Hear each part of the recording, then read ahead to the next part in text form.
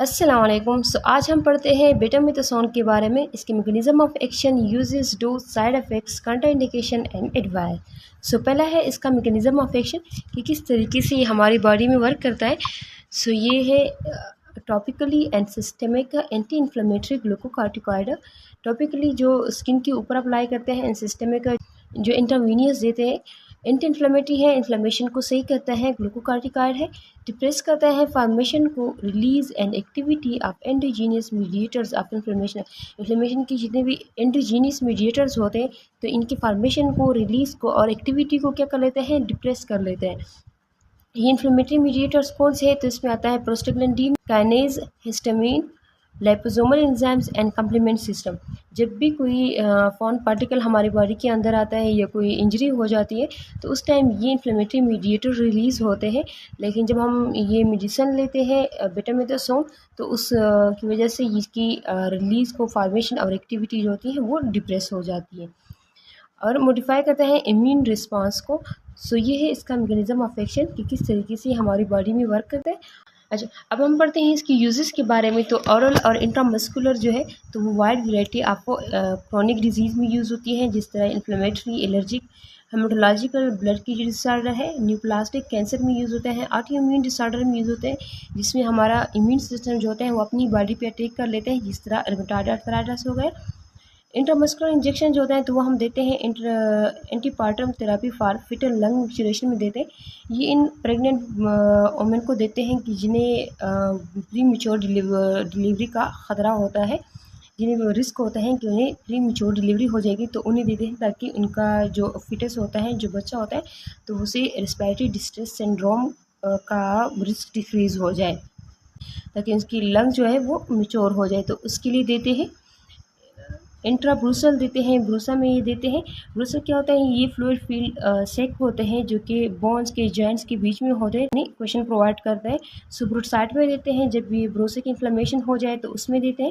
पेरिटेंडाइटिस में देते हैं, जो टिश्यू होते हैं, जो टिश्यू जो कि टेंडन को कवर करते हैं, तो उसकी अगर इन्फ्लेमेशन हो जाए तो उसमें देते हैं।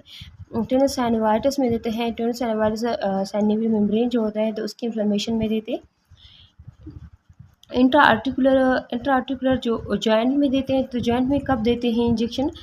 रुमेटॉइड आर्थराइटिस में देते हैं, osteo arthritis and acute gouty arthritis में देते हैं। एक्यूट गॉटी आर्थराइटिस में क्या हो जाता है कि ब्लड में यूरिक एसिड की मिकदार ज़्यादा हो जाती है, जिसकी वजह से जॉइंट में सीवियर पेन होता है और ये इसमें ज़्यादातर बिग टॉ जो होते हैं वो ज़्यादा अफेक्ट होता है। इंट्राडर्मल स्किन के अंदर जो देते हैं तो डर्मेटोलॉजिकल कंडीशन जो होते हैं, स्किन की जो कंडीशन होते हैं तो स्किन कंडीशन में देते हैं। स्किन की जो कोई डिजीज़ हो तो उसमें देते हैं। टॉपिकली जो स्किन के ऊपर अप्लाई करते हैं, तो ये इन्फ्लेमेशन अगर हुई हो या प्रोराइटिस हो, खारिश हो, तो तब हम उस जगह पे अप्लाई करते हैं। ये है इसकी यूजेस के बारे में।